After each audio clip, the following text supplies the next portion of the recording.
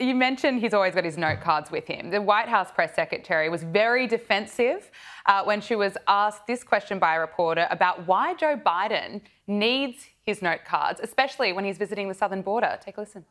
The president, I noticed, had note cards at the border when he was doing his briefing there. He also had note cards last Friday with the Italian prime minister. Why does the president rely so heavily on note cards? You're upset because the president has note cards? You're asking me a question about the president having note cards? I don't think that's. Wait, I'm not speaking to you right now, James. I'm talking to your friend over here, Ed. So thank you so much. But thank you so much for interjecting. James, very defensive. But look, I think it's a fair question. Why does the president need his note cards? Well, and, you know, it's really incredible, too. We've seen for years now when the pool photographers have zoomed in on a lot of those note cards, you know, they're saying, you know, you sit here, you do this.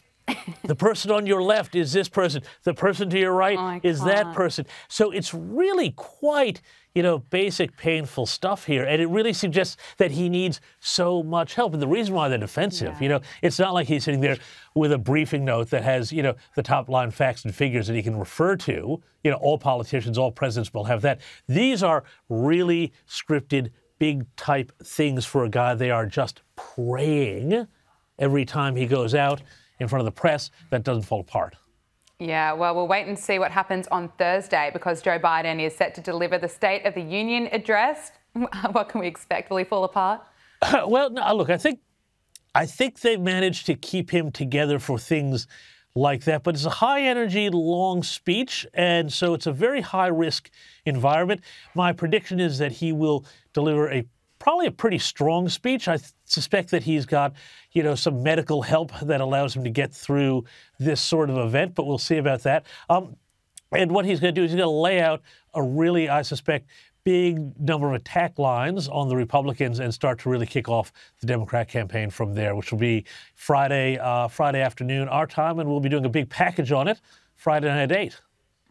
How much of the speech do you think he'll devote to foreign policy issues such as Israel and Ukraine or other domestic issues such as the border? I think the domestic stuff, especially the economy, is where you're going to see most of the focus. He doesn't want to talk too much about foreign policy because a lot of these things are big sores on his presidency, particularly Israel, Gaza.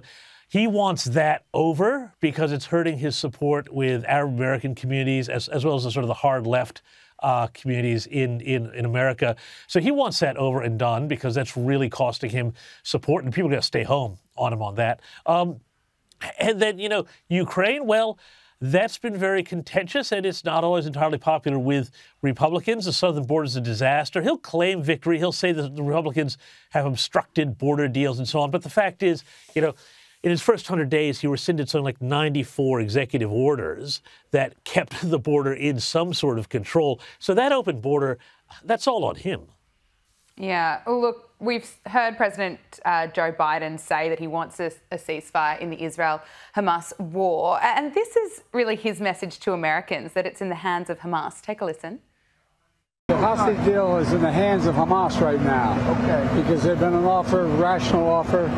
The Israelis have agreed to it, and waiting to see what the Hamas does. Do you think there will be a deal by Ramadan? Well, there's got to be a ceasefire, because Ramadan, if we get into a circumstance where this continues through Ramadan, Israel and Jerusalem again, it could be very, very dangerous. James, watching that clip, what's your reaction? I look at it and I think, where's the strength, where's the leadership? Yeah, I mean, like, I was thinking about this earlier. I was thinking about, you know, previous Middle Eastern crises and the leaders we had. And I was thinking back sort of the Nixon-Kissinger days. And, you know, Nixon was a seriously engaged foreign policy president. And this guy is letting his national security team, which is basically a bunch of Obama retreads, manage it for him. It's not looking great. Yes, of course, this is Hamas's fault, but, you know, the ceasefire, but Hamas started the whole thing in the first place. So, you know, he's not telling us anything we don't know there. But, you know, as far as that's all concerned, Israel's got to finish the job. Otherwise, Hamas does it again. Yeah. Look, we'll let you go. James Morrow, host of the US Report, thank you so much for joining us on Power Hour. Really appreciate getting your insights. Anytime.